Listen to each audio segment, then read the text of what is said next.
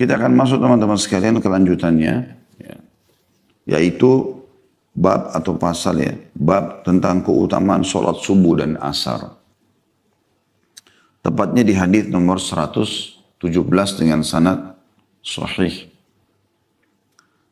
Dari Abu Hurairah radhiyallahu anhu bahwa Rasulullah sallallahu alaihi wasallam bersabda, "Yata'aqabuna fikum malaikatun bil-laili wa malaikatun bin-nahar wa yajtami'una fi salatil fajri wa salatil 'asri." ثم يعرج الذين باتوا فيكم فيسألهم وهو أعلم بهم كيف تركتم عبادي فيقولون تركناهم وهم يصلون وأتيناهم وهم يصلون. Malaikat malam dan malaikat siang datang bergiliran di tengah-tengah kalian. Dan mereka berkumpul pada sholat subuh dan sholat asar. Kemudian malaikat yang bermalam di tengah-tengah kalian naik di waktu asar itu. Lalu Allah bertanya kepada mereka. Padahal dia Allah lebih tahu tentang mereka. Bagaimana kalian meninggalkan hamba-hambaku? Maka para malaikat menjawab, kami meninggalkan mereka dalam keadaan mengerjakan sholat. Dan kami datang kepada mereka dalam keadaan mereka mengerjakan sholat. Hadis ini diriwayatkan oleh Bukhari dan Muslim. Hadis ini tentu atau dalam bab ini cuma satu buah hadis yang diangkat. Dan kita insya Allah akan coba hubungkan dengan beberapa hadis dalam syarahnya. Kita akan coba seperti biasa, membedah dulu hadis ini dan coba mengambil mutiara-mutiaranya. Semoga Allah berkahi insyaAllah. Potongan pertama hadis adalah yata'aqabuna fikum malaikatun bil-laili wa malaikatun bin-nahar. Sesungguhnya malaikat malam dan malaikat siang datang bergiliran di tengah-tengah kalian. Berarti ini menunjukkan tentang adanya iman kepada malaikat. Dan malaikat adalah makhluk Allah, sebagaimana Nabi SAW sebutkan dalam sebuah hadis yang sahih, diciptakan dari cahaya. Jin dari api dan manusia dari tanah. Mereka adalah makhluk Allah yang suci. Mereka hanya taat kepada Allah Subhanahu wa Ta'ala. Jadi mereka tidak bermaksiat sama sekali. Allah sebutkan dalam surah Tahrim, surah nomor 66 ayat 6. La ya'sunallah, a'udzu minasyaitonir la ya'sunallaha ma amarum wa yaf'aluna ma yu'marun. Potongan ayat tentunya ini, saya ambil langsung saksi bahasannya. Mereka tidak pernah bermaksiat kepada apa yang diperintahkan Allah kepada mereka, artinya selalu patuh. Dan mereka selalu mengerjakan apa yang diperintahkan. Ada di antara malaikat yang sujud sampai hari kiamat, ada yang ruku, dan mereka semua bertasbih. Mereka semua bertasbih. Ini adalah rukun iman kita yang kedua. Kita beriman tentang keberadaan malaikat. Dan teman-teman bisa membaca di ayat-ayat pertama dari surah nomor 77 dan surah nomor 79. Ya. Sedikit kita ingatkan ini. Silakan dibuka teman-teman sekalian. Surah nomor 77 dan surah nomor 79. Kita akan baca ayat-ayat pertamanya ya. Kembali mengingatkan lagi tentang masalah malaikat. 77 Al-Mursalat.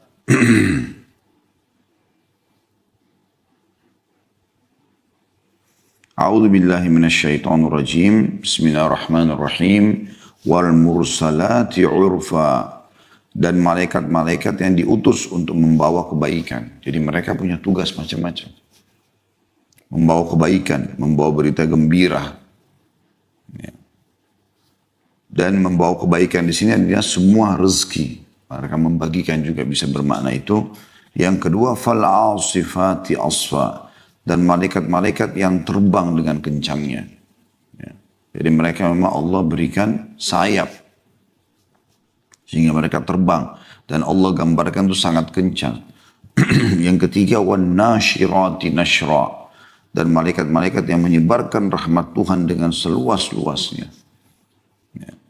Jadi di ayat kedua ini, fal asifati asfa, ini tadi ada hubungannya dengan bahasan kita juga ya. Bagaimana malaikat itu silih berganti. Yang berjaga sampai asar, itu naik ke langit dan ketemu dengan Allah Subhanahu wa ta'ala. Kemudian ada malaikat yang datang sebelum mereka ganti giliran, ketemu di waktu itu. Yang datang pas waktu asar, orang-orang lagi pada sholat, ya.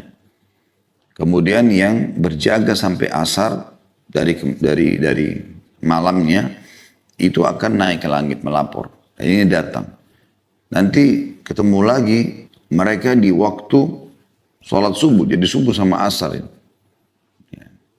Dari subuh sampai asar, kemudian asar sampai subuh lagi.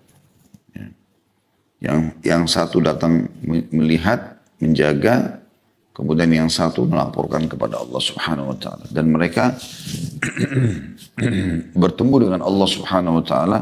Dan Allah mudahkan untuk melaporkan itu dengan sangat cepat karena mereka bisa terbang. Kemudian ayat 4-nya fal fariqati farqa, dan malaikat-malaikat yang membedakan antara hak dan batil dengan sejelas-jelasnya. Jadi artinya tidak bisa orang menipu malaikat. Anda bisa menipu manusia, bisa wajahnya senyum tapi hatinya gerutu misalnya, atau dia kelihatannya baik tapi ternyata dalam hatinya ada niat untuk melakukan satu keburukan atau kriminal atau kejahatan, maka malaikat tahu itu. Ayat 5-nya fal mulkiyati dzikra, dan malaikat-malaikat yang membawa wahyu. Ya. Kemudian selanjutnya kita pindah ke ayat atau surah 79. Surah An-Nazi'at. Di ayat-ayat pertamanya berbicara dengan malaikat juga. A'udzubillahi minasyaitonirrajim. Bismillahirrahmanirrahim. Wan nazi'ati gharqa. Dan malaikat-malaikat yang mencabut nyawa dengan keras. Ini tentu dalam surah Al-Anfal disebutkan tentang orang-orang kafir, ya, yang dicabut dengan keras oleh para malaikat. Kemudian yang kedua, wan nashitati nashta, dan malaikat-malaikat yang mencabut nyawa dengan lemah lembut orang-orang beriman. Sebagaimana Allah juga jelaskan dalam Al-Quran, ya. Kalau orang beriman akan meninggal dunia, maka para malaikat mengatakan, ya ayyatuhan nafsul mutmainnah, irji ila rabbiki radiyatan mardiyah. Hai orang-orang, hai jiwa orang-orang beriman, ya, jiwa yang tenang dengan keimanan, pulanglah kepada Tuhanmu, ya, yang dengan keridhaan atau diridhai dan penuh dengan ketenangan. Kemudian yang ayat 3-nya kita kembali tadi ke An-Nazi'at was-sabihati sabha, dan malaikat-malaikat yang turun dari langit dengan cepat. Nah ini tadi masuk dalamnya hadis ini juga bahasan kita. Naik turun ke langit melaporkan kepada Allah Subhanahu wa ta'ala. Dan ini juga menandakan itu ada isbat kalau Allah Subhanahu wa ta'ala ada di atas langit sana, ya. Kemudian yang keempat, fas-sabiqati sabqa, dan malaikat-malaikat yang mendahului dengan kencang. Lalu yang kelima, fal mudabbirati amra, dan malaikat-malaikat yang mengatur urusan dunia. Ya, jadi apapun sifatnya yang di dunia ini, maka para malaikat yang mengaturnya, pergantian siang malam, itu tentu sesuai dengan perintah Sang Pencipta Allah. Kemudian populasi manusia, populasi jin, hewan-hewan, tumbuh-tumbuhan, dan seterusnya. Semua itu. Jadi potongan pertama adalah adanya iman kepada malaikat. Kemudian bagaimana mereka bergilir dalam mengawasi manusia. Mereka bertugas mengawasi manusia. Ini salah satu, ya, tugas yang Allah SWT bebankan kepada para malaikat. Mereka, walaupun Allah ala kulli syai'in qadir, Allah mampu mengerjakan apapun yang Allah inginkan. Tapi Allah menciptakan makhluknya untuk diperintahkan mengerjakan apa yang dia inginkan. Kemudian mereka ini yang mengawasi manusia. Potongan keduanya di sini dikatakan wa yajtami'una fi salatil fajri wa salatil asri. Dan malaikat-malaikat yang menjaga ini saling bergiliran, mereka bertemu tepatnya di sholat subuh dan sholat asar. Makanya penulis menulis ini keutamaan sholat subuh dan asar. Karena di sholat subuh, malaikat yang sudah bertugas dari asar kemarin, itu akan naik melapor kepada Allah, dan yang akan berjaga dari subuh itu sampai asar, itu baru datang. Dan bersamaan, mereka datang bertepatan di waktu sholat. Di waktu sholat, ya. Sehingga malaikat yang naik ke langit, melapor, Allah tanya, lagi apa hambaku? Maka mereka bilang lagi sholat. Kami meninggalkan mereka lagi sholat. Dan pada saat ya, asar dia datang, malaikat yang ini mau pergi lagi, juga melaporkan hal yang sama. Nah di sini teman-teman sekalian, potongan kedua dari hadis dan mereka berkumpul pada sholat subuh dan sholat asar, berarti kedua sholat ini punya keutamaan khusus. Nanti kita akan bacakan insya Allah keutamaannya. Ya. Dan ulama menitik beratkan dari 5 waktu sholat, tentu ini khilaf antara ulama, banyak sekali pendapatnya, tapi yang saya pernah baca, ya, sholat yang 5 ini yang paling afdal adalah sholat asar. Diambil daripada firman Allah subhanahu wa ta'ala, a'udzubillahi minasyaitonir rajim, hafidhu ala salawati was salatil usta wa qumu lillahi qanitin. Jagalah sholat-sholat kalian, ya, dan sholat pertengahan. Nah sholat pertengahan, sholatul usta ini banyak pendapat di antara ulama. Tapi yang saya pegangi adalah itu pertengahan antara sholat yang pagi, subuh sama duhur, pertengahan antara sholat yang malam, maghrib dan isya, maka dia adalah asar. Juga ada hadis Nabi SAW yang mengkhususkan di sini sholat asar. Siapa yang ketinggalan sholat asar, maka seakan-akan dia punya dunia dan hilang semua dari dia. Ya, karena memang luar biasa keutamaan sholat asar itu. Kemudian datang setelahnya subuh dengan isya. Nanti kita singgung insya Allah keutamaan-keutamaan dua sholat ini. Lalu kemudian datang duhur sama maghrib. Walaupun duhur sama maghrib, ya, di sini berada di posisi yang ketiga, tetapi tetap saja dia sholat wajib dan dia juga punya keutamaan khusus. Tapi di sini disebutkan subuh dan asar ini memang Allah SWT tentukan waktunya agar malaikat saling bergiliran.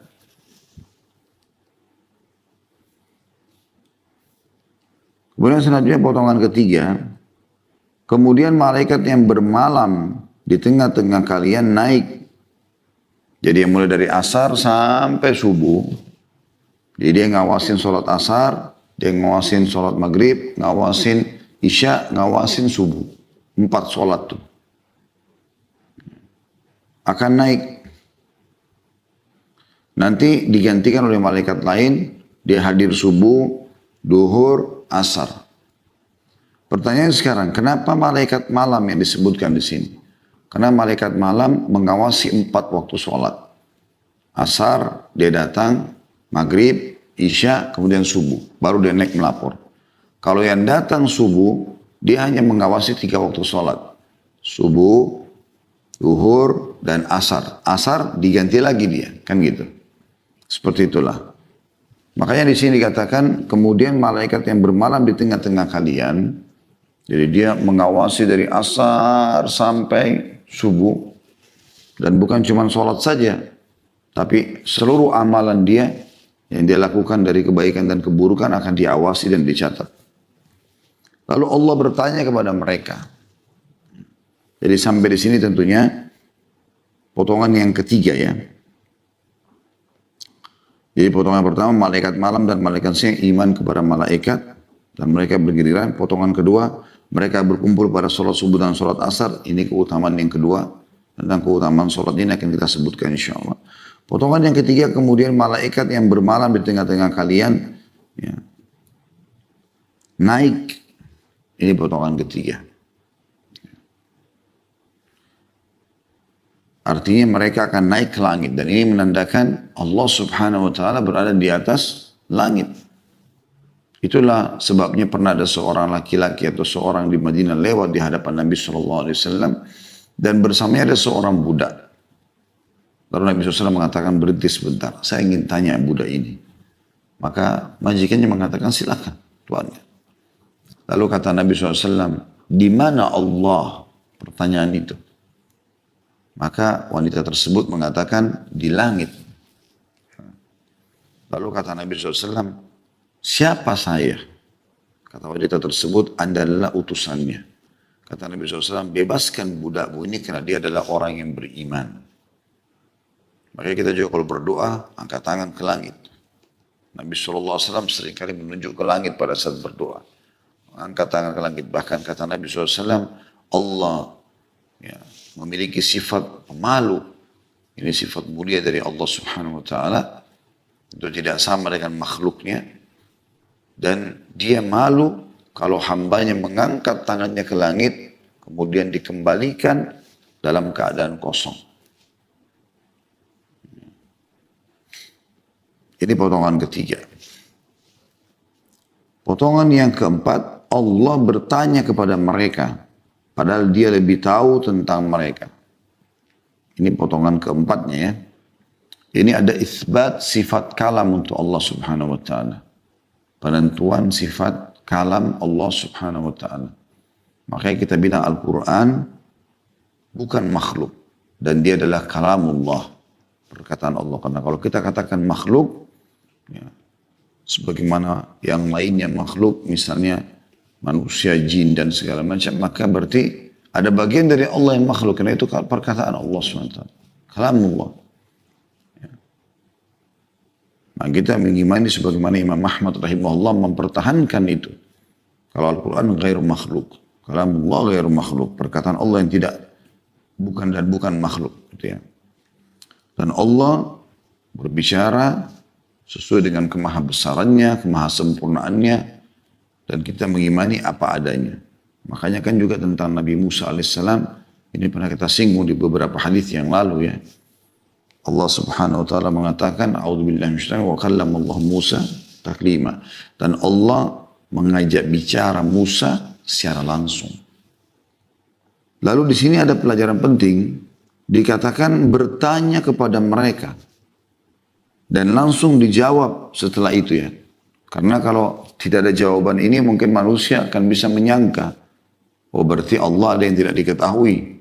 Lalu dikatakan padahal dia lebih mengetahui tentang mereka. Maksudnya mengetahui tentang hamba-hamba yang di bumi.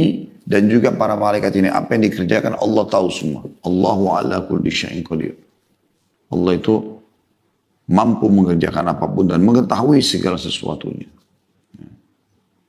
Wa qad ahata bi kulli syai'in ilma, dan Allah meliputi segala sesuatu dengan keluasan ilmunya. Allah sudah tahu tapi Allah jadikan sunnatullah, peraturan. Pertanyaan itu adalah bagaimana kalian meninggalkan hamba-hambaku? Pada saat kalian datang melapor di aku nih, di waktu subuh, melapor, bagaimana kalian tinggalkan tuh? Dari asar kemarin, asar, maghrib, isya, subuh. Maka mereka menjawab, kami meninggalkan mereka dalam keadaan mengerjakan sholat. Dan kami datang, pada saat datang, kemarin kan dia tugas tuh malaikat ini. Asar, maghrib, isya, subuh. Nah kan sebelumnya dia datang di waktu asar hari kemarin tuh. Maka mereka melaporkan. Pada saat kami datang di waktu asar mereka lagi sholat. Pada saat kami pergi pun di waktu subuh tinggalkan mereka, mereka lagi sholat. Makanya keutamaan sholat asar dan sholat subuh. Karena itu yang menjadi fokus laporan kepada Allah subhanahu wa ta'ala. Seperti itulah. Dan ini teman-teman juga menandakan ada keutamaan khusus ya. bagi orang yang sholat di awal waktu.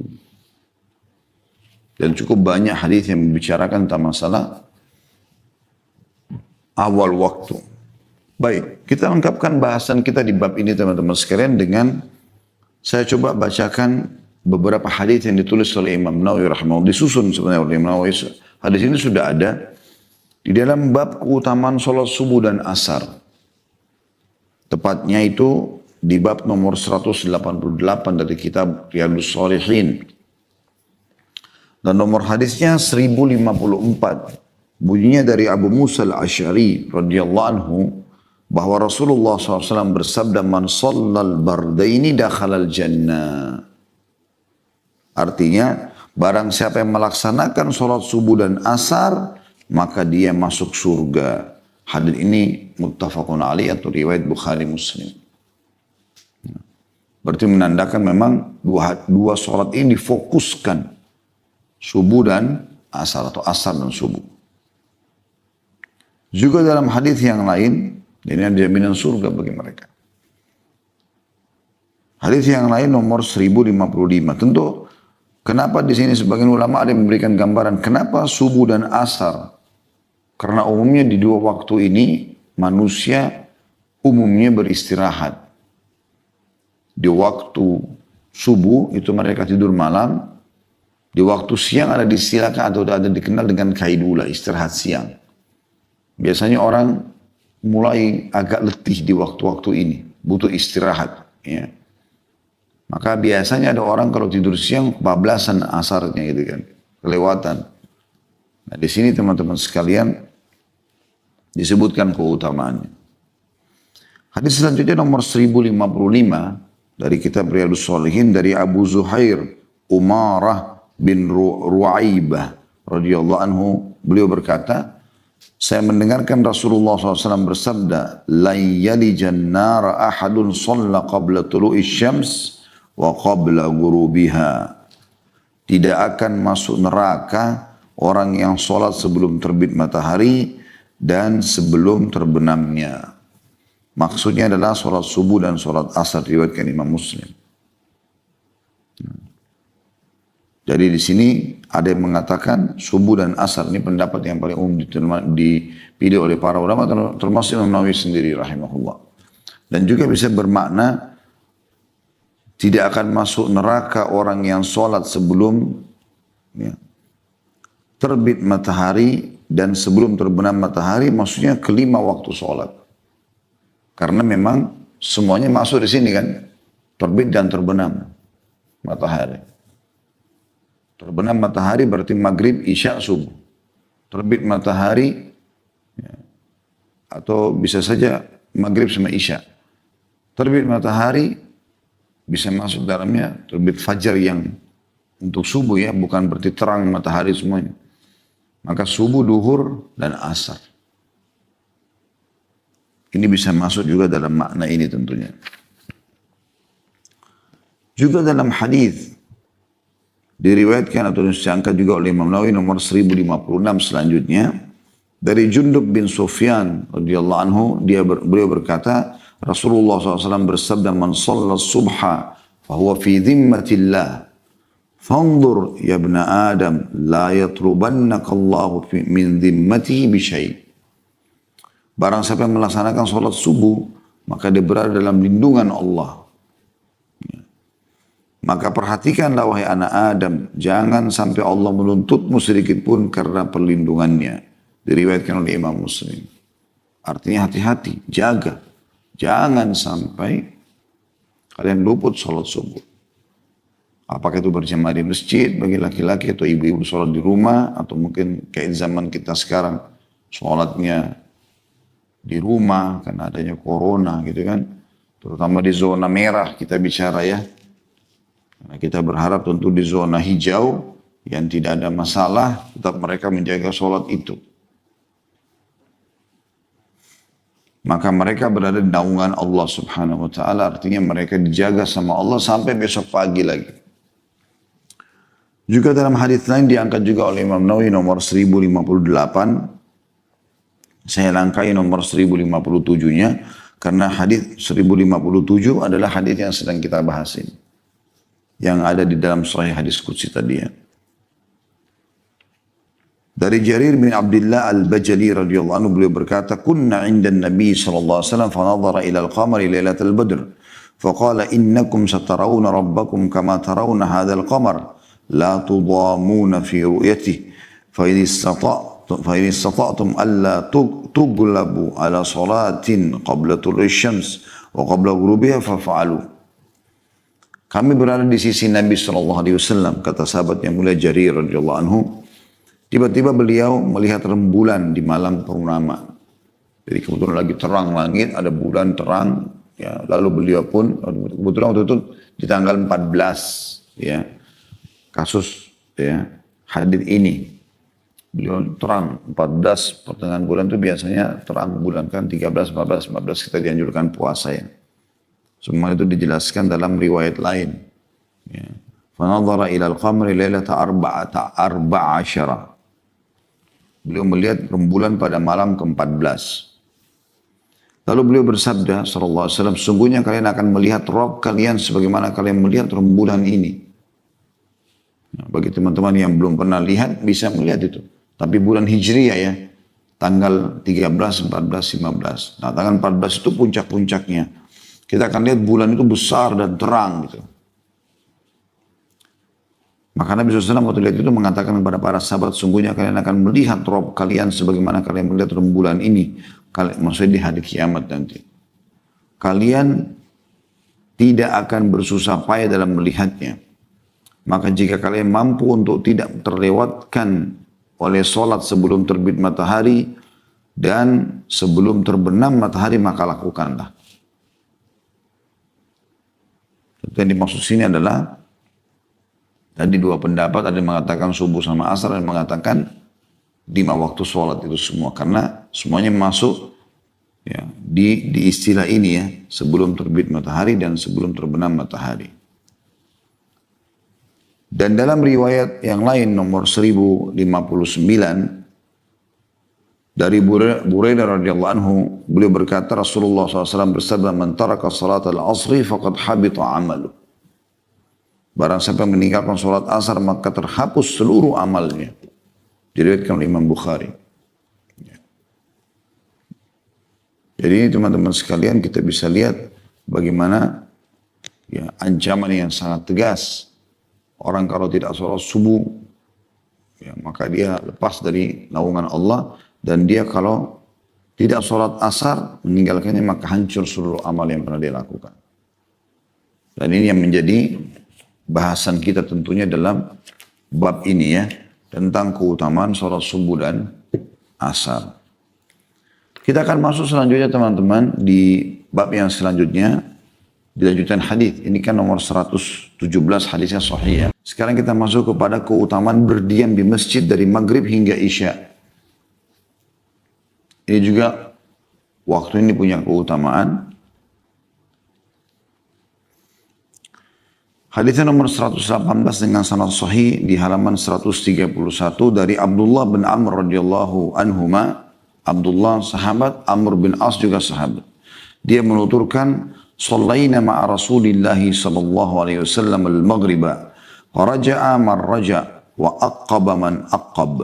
Faja'a Rasulullah sallallahu alaihi wasallam musri'an qad hafazahu an-nafas wa qad hasara ala rukbatayhi. فقال أبشروا هذا ربكم قد فتح بابا من أبواب السماء يباهي بكم الملائكة يقول انظروا إلى عبادي قد قضوا فريضة وهم ينتظرون أخرى." Kami pernah mengerjakan sholat maghrib bersama Rasulullah SAW. Lalu sebagiannya pulang dan sebagian lainnya berdiam di masjid. Lalu Rasulullah SAW datang terburu-buru dengan nafas tersenggal. Dan beliau menyingkap kedua lututnya. Ya, karena buru-buru biasanya orang angkat ya, bagian-bagian bawah supaya bisa segera berjalan cepat atau lari gitu. Lalu Rasulullah SAW datang terburu-buru dengan nafas tersenggal dan beliau menyingkap kedua lututnya seraya bersabda, bergembiralah, ini Rabb kalian. Sungguh dianya besar, kata ganti Allah, telah membuka satu pintu dari pintu-pintu langit untuk membangga-banggakan kalian kepada para malaikat. Seraya berfirman, lihatlah hamba-hambaku, mereka telah menunaikan kewajiban dan mereka menanti kewajiban lainnya. Diriwayatkan Ibnu Majah dan Ahmad. Hadits ini teman-teman sekalian, seperti yang penulis berikan judulnya, menyebutkan tentang keutamaan menunggu antara maghrib sama isya. Kenapa dikatakan itu? Karena memang kebetulan kasusnya terjadi pada saat Nabi SAW sampaikan ini. Itu pada saat itu sahabat lagi menunggu maghrib ke isya. Makanya sahabat yang mulia ini Abdullah radhiyallahu anhu mengatakan, kami pernah mengerjakan sholat maghrib bersama Rasulullah SAW. Lalu sebagian dari kami sudah pulang, sebagian lagi menunggu berdiam di masjid. Pada saat itu Nabi SAW pun sudah keluar dari masjid, kemudian beliau datang kembali. Lalu beliau terburu-buru datang. Lalu menyampaikan bahwasanya bergembiralah Rabb kalian telah membuka suatu pintu dari pintu-pintu langit untuk membanggakan kalian karena perbuatan kalian ini kepada para malaikat. Sambil berfirman atau seraya berfirman, lihatlah hamba-hambaku, mereka telah menunaikan kewajiban maghrib dan mereka menanti kewajiban lainnya, isya. Itu yang dimaksud di sini. Hadis ini seperti biasa teman-teman, coba kita bedah. Pertama sekali potongan hadis adalah perkataan Abdullah bin Amr radhiyallahu anhuma, "Shallaina ma'a Rasulillah sallallahu alaihi wasallam al-maghriba." Yang dimaksud di sini adalah kami sholat bersama Nabi SAW, maksudnya berjamaah di masjid. Ya. Karena memang tradisi Nabi SAW tidak pernah meninggalkan sholat di masjid. Ya. Kecuali memang dalam keadaan ada udur-udur syar'i. Safar, sakit, dan seterusnya. Maka ini menyebutkan tentang keutamaan sholat di masjid. Terutama bagi laki-laki, dan kita sudah tahu banyak sekali hadis tentang masalah keutamaan sholat berjamaah di masjid. Bahkan Nabi SAW mengancam dengan akan membakar rumah laki-laki yang tidak punya uzur untuk ke masjid. Dan kami juga mengingatkan teman-teman sekalian, bagi yang terhitung zona merah di zaman kita sekarang, maka Anda punya rukhsah keringanan untuk sholat di rumah. Tapi zona yang masih hijau dan pemerintah memberikan gambaran inilah zona hijau, Anda boleh saja sholat di masjid. Karena memang yang ditekankan adalah masalah zona merahnya, gitu kan. Ini keutamaan sholat di masjid. Karena Nabi SAW bersabda, sesungguhnya aku ingin sekali sholat itu diiqamahkan. Kemudian ada orang yang aku tugaskan untuk menggantikan aku menjadi imam. Kemudian aku keluar, membawa kayu bakar dan akan membakar rumah orang-orang yang tidak ke masjid. Dan sudah masyhur hadis tentang Abdullah bin Maktum radhiyallahu anhu yang buta matanya, tidak bisa jalan karena buta, kecuali ada panduan ataupun beliau jalan sendiri, tapi hati-hati sekali. Yang datang kepada Nabi SAW lalu minta izin, ya Rasulullah boleh nggak saya sholat di rumah? Maka kata Nabi SAW boleh awalnya. Lalu orang itu mau keluar dari, tentu dia cerita ya Rasulullah, rumah saya jauh dari masjid. Ini udzur pertama. Yang kedua, mata saya buta, nggak ada yang pandu. Yang kedua. Yang ketiga, di antara rumah saya sama masjid banyak binatang buas. Entah apa ini, tapi bisa menerkam, bisa membunuh saya tiba-tiba. Gitu. Maka boleh nggak saya sholat di rumah? Udzurnya banyak. Ya. Rumahnya jauh, matanya buta, dan banyak binatang buas atau bahaya yang bisa mengancam dia pada saat dia ke masjid. Maka Nabi SAW mengatakan boleh. Pada saat orang itu mau keluar dari masjid, Nabi SAW suruh panggil orang itu kembali. Apa pertanyaan Nabi? Atasma'un nida. Apa kau dengar panggilan azan? Dia bilang iya. Kata Nabi SAW, idzan ajib. Kalau begitu kau harus jawab. Walaupun kau buta, walaupun rumahmu jauh, walaupun tidak ada yang pandu kamu, walaupun ada binatang buas, datang aja. Ini luar biasa gitu. Tentu ada beberapa keadaan yang termasuk udzur ya, hujan lebat gitu kan. Seperti itulah yang memang mungkin ada penjahat yang datang, mereka penjajah, perampok datang kemudian membantai orang di depan rumah kita, semuanya orang sana sini kalau tidak di luar dibunuhin. Ada sesuatu yang membuat Anda memang tidak bisa ke masjid, itu berbeda. Tapi selama nggak ada udzur, maka jangan tinggalkan masjid. Itu rumah Allah Subhanahu wa taala. Kemudian ini potongan pertama. Potongan kedua, faraja man raja wa aqaba man aqab. Ini pelajaran yang kedua yang kita bisa ambil. Maksudnya Abdullah menggambarkan ada orang yang pulang tidak menunggu di masjid dari maghrib dan isya, ada juga orang yang duduk menunggu. Nah, berarti di sini ada keringanan. Yang penting sholatnya. Sholat wajib itu saja. Anda datang sholat wajib. Sholat sunnah pun lebih afdal Anda kerjakan di rumah. Karena ada hadis Nabi SAW yang berbunyi, sholat itu lebih afdal dikerjakan di rumah kecuali maktuba. Kecuali sholat yang wajib 5 waktu. Itu dianjurkan di masjid. Seperti itulah.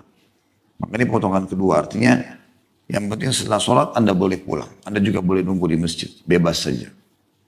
Tapi bagi orang yang menunggu antara sholat dengan sholat itu, tetap dicatat dia seperti sedang mengerjakan sholat. Jadi misalnya Anda maghrib isya, ya, Anda duduk habis sholat ba'diyah isya, habis sholat ba'diyah maghrib, duduk sampai isya. Apakah hadir di majelis taklim, apakah baca Quran, apakah berzikir, apakah ngobrol yang mubah dengan teman, dengan niat ingin menunggu sholat isya, maka dia dicatat seperti itu dalam keadaan sholat di waktu itu. Cuman hadis sahih menjelaskan itu ya. Kemudian potongan ketiga dari hadis, faja'a Rasulullah SAW musri'an qad hafazahu nafas wa qad hasara an rukbatayhi. Ini potongan ketiga. Maka tiba-tiba Rasulullah SAW datang kepada kami dengan terburu-buru dan dengan nafas senggal tadi atau terengah-engah karena buru-burunya. Biasa orang kalau buru-buru ya, maka nafasnya lebih kencang gitu kan. Dan beliau telah mengangkat atau menyingkap lututnya karena biasanya orang kalau buru-buru supaya tidak jatuh ya bajunya diangkat karena di zaman dulu ya yang disebutkan adalah mereka menggunakan izar dan rida mirip sama kain ihram itu ya. Kain sarung kita gitu-gitu ya.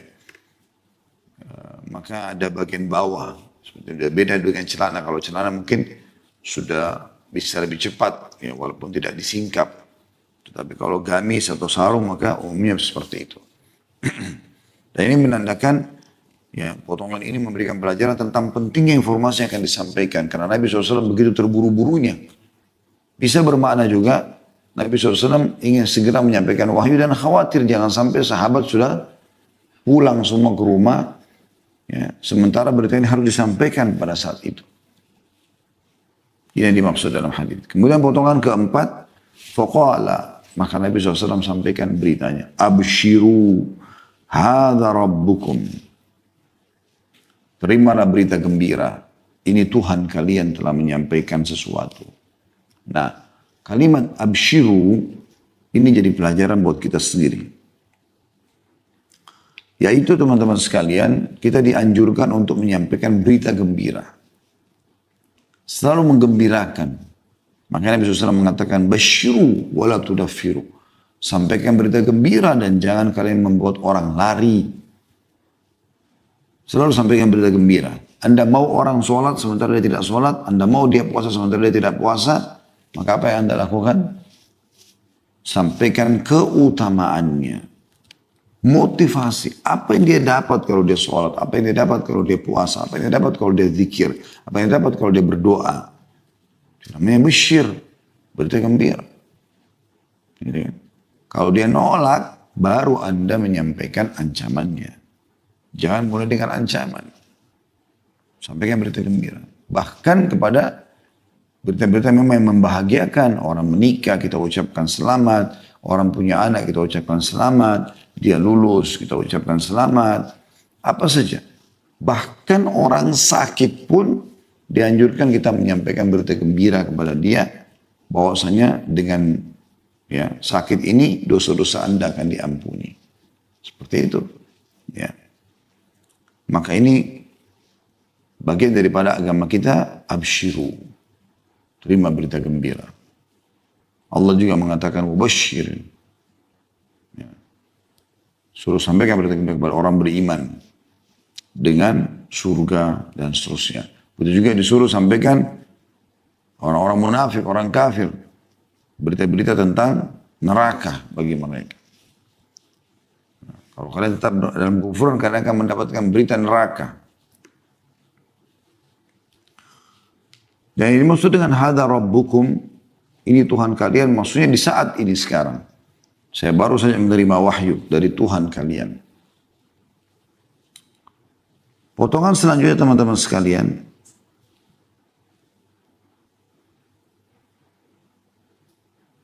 Jadi potongan ketiga tadi ya. Potongan keempat sekarang.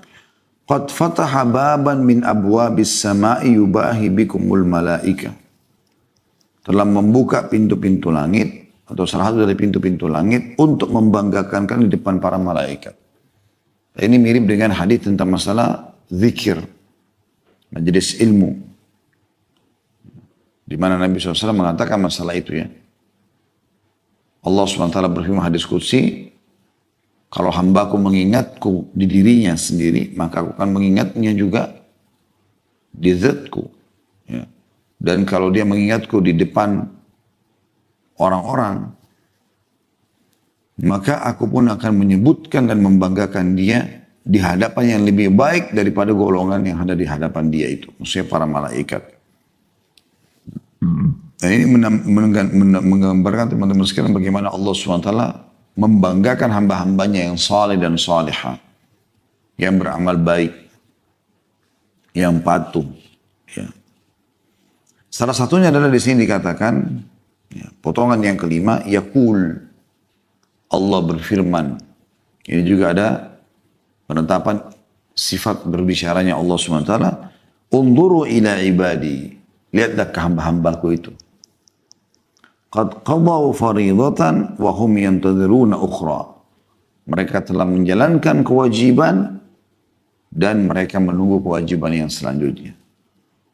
Di dalam sebuah hadis yang lain kata Nabi SAW, Allah SWT berfirman, ya,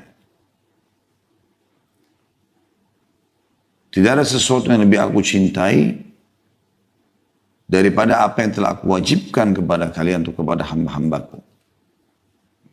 Artinya memang yang wajib ini adalah yang didahulukan tentunya. Yang wajib yang didahulukan. Baik teman-teman sekalian, hadits ini memberikan gambaran kepada kita tentang keutamaan sholat maghrib dan isya. Ya.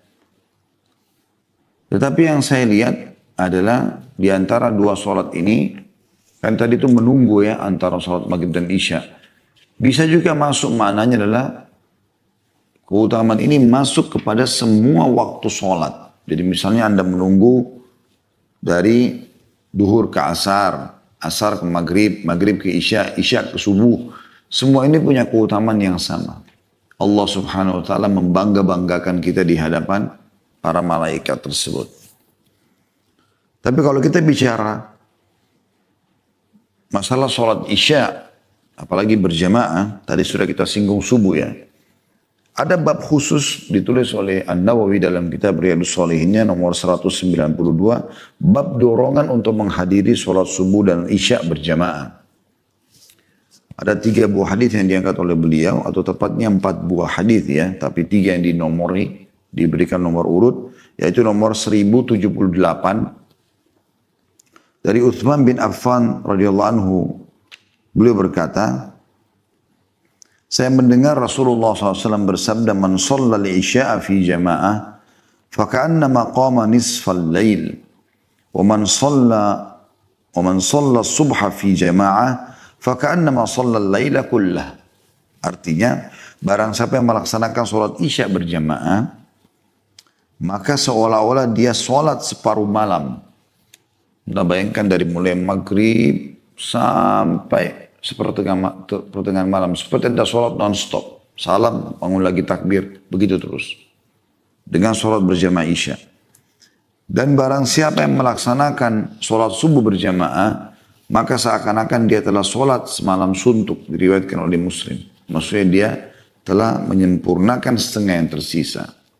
Sebagaimana riwayat Tirmidzi dari Utsman bin Affan radhiyallahu anhu, beliau berkata Rasulullah SAW bersabda, "Man syahida al-isya'a fi jama'ah kana lahu qiyamu nisfi lailah, wa man shalla al-isya'a wal fajra fi jama'ah kana lahu ka qiyami lailah."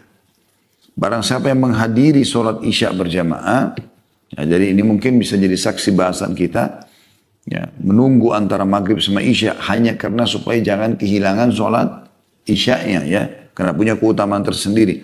Barang siapa yang menghadiri sholat isya berjamaah, ini juga menyebutkan tentang keutamaan sholat berjamaah di masjid, ya, dijaga.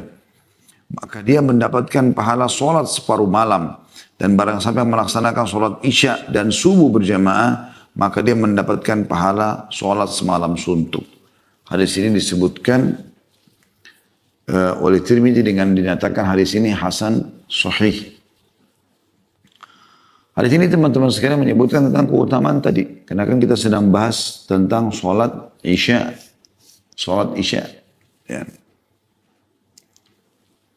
Selanjutnya, Nawawi juga, Imam Nawawi mengangkat hadis nomor 1079 dari Abu Hurairah radhiyallahu anhu bahwasanya Rasulullah SAW bersabda, "Walau ya'lamuna ma fil atamati was subhi la atauhuma walau habwa." Seandainya mereka orang-orang mengetahui keutamaan yang ada pada sholat isya dan subuh, pasti mereka akan mendatanginya ke masjid mengerjakan berjamaah, ya, atau tepat waktu meskipun dengan merangkak. Hadis ini riwayat Bukhari Muslim. Di rumah pun dia tidak akan tunda itu. Begitu azan langsung sholat. Ya. Juga dalam hadis nomor 1080, dan ini hadis terakhir dalam masalah keutamaan sholat isya. Dari Abu Hurairah radhiyallahu anhu, Rasulullah SAW bersabda, "Laisa sholatun athqala alal munafiqina min salatil fajri wal isya walau ya'lamuna ma fihi ma la'atuhuma walau habwa." Maksud saya tadi adalah salat subuh dan isya, ya.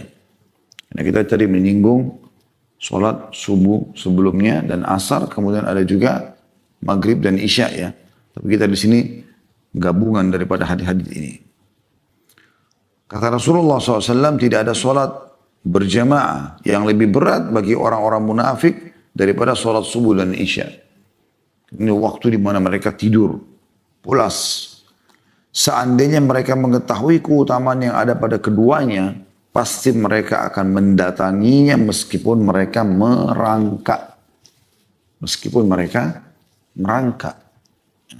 Ini merupakan keutamaan yang luar biasa. Bagaimana mereka mendapatkan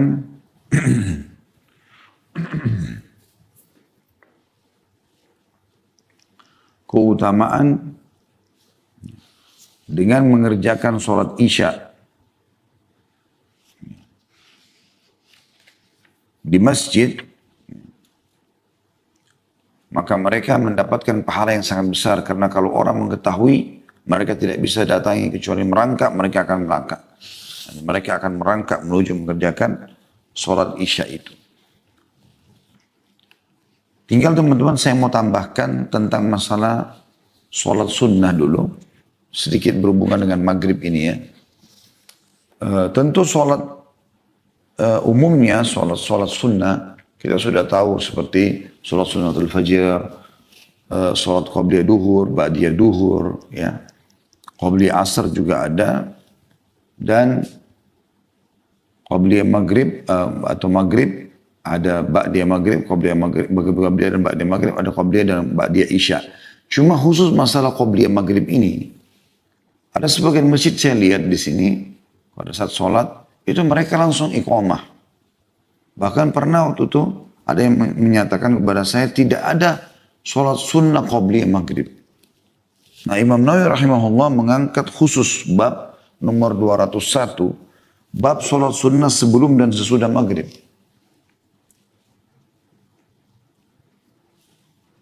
Hadisnya nomor 1129 dari Abdullah bin Mughaffar radhiyallahu anhu dari Nabi SAW, beliau bersabda, "Sallu qabla al-maghrib, qala fi ats-tsalitsah liman syaa." Salatlah sebelum maghrib. Beliau mengulangi 3 kali. Dan pada kali yang ketiga beliau bersabda, bagi yang menghendakinya. Tapi kan ada perintahnya. Gitu kan? Ada perintahnya. Kemudian juga dalam hadis yang lain, nomor 1130. Kalau tadi itu hadis diriwayatkan oleh Bukhari ya. Juga hadis riwayat Bukhari nomor 1130 dari kitab Riyadhus Shalihin dari Anas radhiyallahu anhu, beliau berkata, "Laqad ra'aitu kibara ashabi Rasulillah SAW yabtadiruna as-sawariya 'inda al-maghrib." Saya menyaksikan sendiri, kata Anas bin Malik, sahabat-sahabat senior Rasulullah SAW yang dari awal-awal masuk Islam, penuh dengan keimanan hati mereka, berebut tiang-tiang masjid di waktu maghrib. Hadis ini riwayat Bukhari. Ya. Ini maksudnya adalah Masjid Nabawi tentunya. Ini menyebutkan tentang keutamaan sholat qabliyah maghribnya dan juga sholat maghribnya. Mereka bagaimana tidak pernah ketinggalan mengejar tiang-tiang masjid, maksudnya supaya mereka punya sutra. Tempat mereka sholat di depannya ada tiangnya, karena memang itu bagian daripada agama kita. Juga hadis nomor 1131 dari Anas radhiyallahu anhu, beliau berkata, "Kunna nusalli ala ahdi Rasulillah sallallahu alaihi wasallam rak'ataini ba'da ghurubi syams qabla al-maghrib. Faqila akana Rasulullah sallallahu alaihi wasallam sallahuma? Qala kana yarana nusallihima falam ya'murna walam yanhana." Pada masa Rasulullah SAW kami biasa sholat 2 rakaat setelah terbenamnya matahari sebelum maghrib. Ditanyakan kepada beliau, apakah Rasulullah SAW melakukan sholat 2 rakaat itu? Anas radhiyallahu anhu menjawab, beliau melihat kami sholat tapi beliau tidak memerintahkan dan juga tidak melarang kami. Hadis riwayat Muslim. Maksudnya boleh dikerjakan. Dan yang terakhir nomor hadis 1132 dari Anas radhiyallahu anhu, beliau berkata, "Kunna bil Madinah fa idza adzana al muadzinu li salatil maghrib ibtadaru as-sawariya faraka'u rak'atain hatta inna ar-rajula al-ghariba la yadkhulu al-masjida fayahsabu anna as-salata qad sulliyat min kathrati man yusallihima." Kami di Madinah, apabila muadzin telah selesai mengumandangkan azan maghrib, maka orang-orang berebut tiang-tiang masjid, lalu sholat 2 rakaat. Hingga orang yang asing, yang maksudnya belum biasa sholat di masjid, ketika masuk masjid mengira bahwa sholat maghrib telah dimulai atau telah selesai. Karena banyaknya orang yang melakukan sholat 2 rakaat sebelum maghrib tersebut. Hadis ini diriwayatkan oleh Imam Muslim. Ya, oleh karena itu teman-teman sekalian, antara azan dan iqamah maghrib jangan buru-buru. Berikan kesempatan orang untuk kerjakan sholat, karena ini termasuk sunnah yang dikerjakan oleh para sahabat Nabi ridwanullahi alaihim. Ya. Baik, saya akan buka pertanyaan insya Allah. Sebenarnya ada satu bab lagi ya, yang semestinya saya selesaikan pada hari ini, karena masih berhubungan dengan masalah sholat ya. Karena setelahnya nanti sudah bukan bahasan tentang sholat, tapi tentang zikir. Maka izinkan saya menyampaikan teman-teman, yaitu bab tentang perlindungan di awal hari. Hadisnya nomor 119, ini juga sebuah hadis saja. Sahih dari Nu'aim bin Hammar al-Ghatafani radhiyallahu anhu, bahwa dia mendengar Rasulullah SAW bersabda, qala Allah azza wa jalla, ya ibn Adam, la ta'jiz an 4 raka'atin min awalin nahar, akfika akhirah. Allah azza wa jalla berfirman, wahai anak Adam, Janganlah merasa lemah untuk melaksanakan sholat 4 rakaat di awal hari. Niscaya aku mencukupimu di akhir hari. Diriwayatkan Ahmad, Abu Daud dan Ibnu Hibban. Hadis ini teman-teman yang saya tahu, ya, sebatas ilmu saya, ada 2 pendapat. Ada yang mengatakan yang dimaksud di sini adalah 4 rakaat di awal hari atau di awal pagi adalah sunnatul fajr, sholat 2 rakaat antara azan dan iqamah subuh, yang kata Nabi SAW dalam hadis lain, rakaatai fajr khairu minad dunya wa ma fiha. 2 rakaat fajr lebih baik daripada dunia dan seluruh isinya. Dan sholat subuhnya sendiri yang sudah kita sebutkan panjang lebar tentang keutamaannya. Ada juga yang mengatakan ini, dan sebagian ulama masukkan dalam bab keutamaan sholat duha. Bab keutamaan sholat duha. Karena yang dimaksud dengan 4 rakaat di sini adalah 4 rakaat di awal hari adalah sholat duha. Jadi saya akan coba menyebutkan tentang, karena subuh tadi sudah kita sebutkan keutamaannya, maka kita akan sebutkan tentang masalah sholat duha itu sendiri. Saya kembali ke kitab Riyadhus Shalihin karena saya melihat kitab ini termasuk kitab yang sangat lengkap membahas tentang keutamaan-keutamaannya dan juga simpel, mudah gitu. Di bab nomor 206 disebutkan bab keutamaan sholat duha. Hadis nomor 1146 dari Abu Hurairah radhiyallahu anhu, beliau berkata, "Awsani khalili sallallahu alaihi wasallam bi siyami 3 ayyam min kulli syahr wa rak'atay duha wa an utira qabla an arqud." Kekasihku Rasulullah SAW mewasiatkan kepadaku agar berpuasa 3 hari dalam setiap bulan.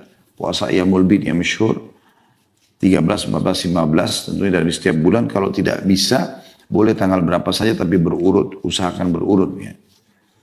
Salat 2 dan juga salat 2 rakaat duha, dan agar aku salat witir sebelum tidur. Ini tentang keutamaan 2 rakaat salat duha. Nanti akan kita hubungkan kenapa kok Ustaz bilang hadis ini tentang 4 rakaat masuk dalam duha. Nanti akan kita jelaskan insyaallah. Kemudian juga hadis tentang keutamaan duha, kalau 2 rakaatnya ya. Hadis nomor 1147 dari Abu Dzar radhiyallahu dari Nabi SAW bahwasanya beliau bersabda, "Yusbihu ala kulli sulama min ahadikum sadaqah, fa kullu tasbihatin sadaqah, wa kullu tahmidatin sadaqah, wa kullu tahlilatin sadaqah, wa kullu takbiratin sadaqah, wa amrun bil ma'rufi sadaqah, wa nahyun 'anil munkari sadaqah, wa yujzi'u min dzalika rak'atani yarqa'uhuma min ad-duha." Setiap persendian seseorang di antara kalian berkewajiban disedekahkan setiap paginya. Setiap tasbih adalah sedekah, setiap tahmid adalah sedekah, setiap tahlil adalah sedekah, setiap takbir adalah sedekah, amar ma'ruf adalah sedekah, nahi munkar adalah sedekah, dan 2 rakaat di waktu duha mencukupi semua itu. Hadis riwayat Muslim. Nah, tentang 4 rakaatnya ada hadis setelahnya. Hadis nomor 1148 dari Aisyah radhiyallahu anha, beliau berkata, "Yusalli duha arba'an wa yazidu ma Allah." Bahwasanya Rasulullah SAW biasa melaksanakan sholat duha 4 rakaat dan menambahkan sesuai yang Allah kehendaki. Diriwayatkan oleh Imam Muslim. Artinya Aisyah pernah menyaksikan radhiyallahu anha Nabi SAW sholat duhanya 4 rakaat, tapi bisa saja lebih daripada itu. Ya, karena memang ada riwayat juga menjelaskan sebagaimana kita akan bacakan, yaitu hadis nomor 1149 Nabi SAW sholat 8 rakaat. Dari Ummu Hani Fakhita binti Abi Talib radhiyallahu anha, beliau berkata, "Dhahabtu ila Rasulillah SAW amal fath wa wajadtu yagtasil falamma faraga min ghuslihi shalla 8 rakaat wa dhalika duha." Aku pergi kepada Rasulullah SAW ketika peristiwa Fathu Makkah atau pembebasan kota Mekah ya. Ternyata aku mendapati beliau sedang mandi atau selesai mandi. Atau sedang mandi, manakala beliau selesai mandi, maka beliau sholat 8 rakaat dan itu adalah di waktu duha. Hadis ini muttafaqun alaihi. Tentu tentang waktu duha, masyhur masalah ini ya. Yang jelas sudah mulai terasa oleh anak unta panasnya terik, atau kita mungkin sudah merasakan adanya terik matahari. Disebutkan dalam sebuah hadis nomor 1150 dari Riyadhus Shalihin dari Zaid bin Arqam radhiyallahu anhu, annahu ra'a qauman yusalluna min ad-duha faqala ama laqad alimu anna as-salata fi ghairi hadhihi as-sa'a afdal. Inna Rasulullah SAW qala salatul awwabina hina tarmadul fisal. Bahwasanya beliau melihat orang-orang melaksanakan sholat duha di awal waktunya. Maka beliau berkata, apakah mereka belum tahu bahwa sholat bukan di waktu ini adalah lebih utama? Maksudnya sedikit dibiarkan matahari terbit, udah pasti terang, udah mulai terik gitu kan. Sesungguhnya Rasulullah SAW bersabda, sholat awwabin.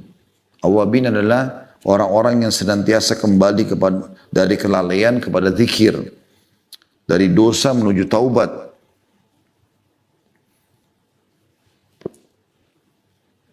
Ini kata Imam Nawawi rahimahullah yang penjelasan tentang masalah awwabin.